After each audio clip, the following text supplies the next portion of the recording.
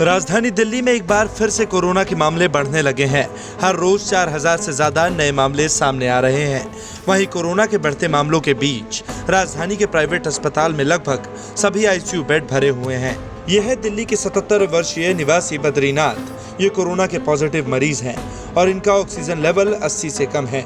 इनके परिवार वाले आईसीयू बेड के लिए प्राइवेट अस्पतालों के चक्कर काटते रहे, लेकिन बेड नहीं मिला। अंत में इनके परिवार वालों ने इन्हें राजीव गांधी अस्पताल में भर्ती कराया। हेलो, मेरा नाम सोनाली भिहानी है। मेरे ग्रैंडफादर बद्रीनारायण जी भिहानी कुछ दिन पहले कोविड पॉजिटिव आए थे।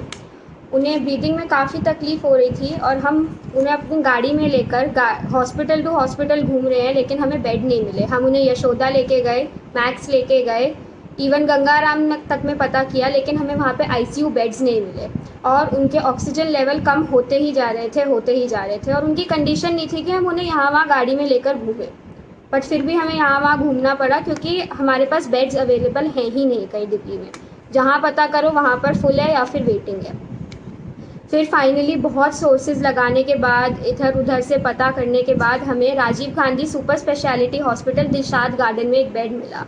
अब जाके उनकी कंडीशन थोड़ी स्टेबल है and we are happy with the services they are providing us. इस बात की पुष्टि करने के लिए जब हमने दिल्ली सरकार के ऐप में आईसीयू बेड सर्च किया तो नतीजा ये निकला।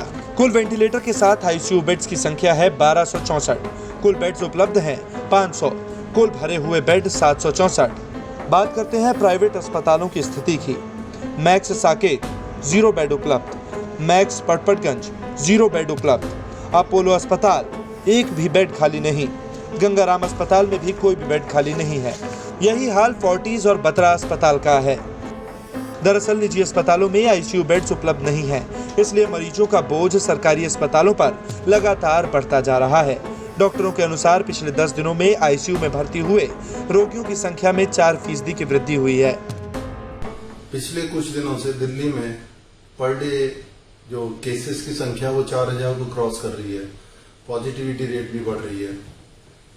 इसका सबसे बड़ा कारण टेस्ट की संख्या बढ़ना तो है ही है, बट लोगों का कॉन्फिडेंस बढ़ जाना, कोरोना एटिकेट्स को फॉलो नहीं करना, भीड़ होना, लॉकडाउन खुल जाना, चारों तरफ से दिल्ली में बाहर का इन्फ्लक्स आना, इन सब का असर भी है।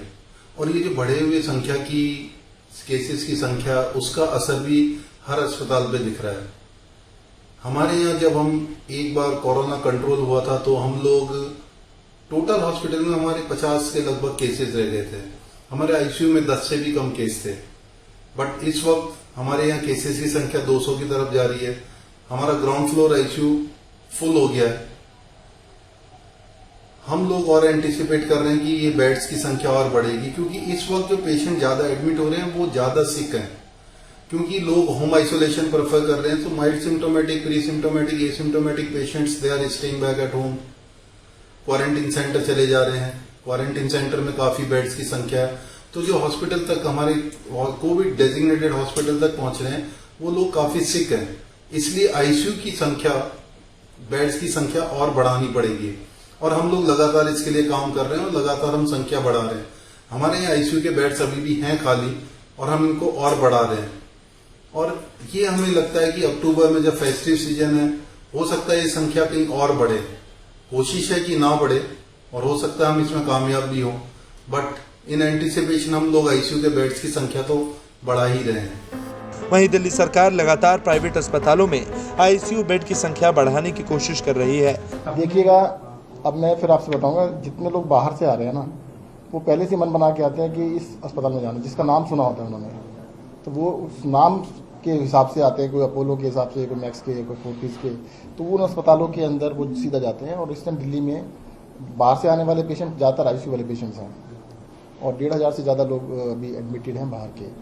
तो इसकी वजह से कुछ बड़े अस्पतालों के अंदर है, परंतु ओवरऑल हमारे पास 1000 के करीब आईसीयू बेड अभी भी अवेलेबल है। आपको बता दें, जब से पड़ोसी राज्यों के मरीज दिल्ली में इलाज कराने के लिए आने लगे हैं, तब से अस्पताल में खाली बेड्स की संख्या कम होने लगी है।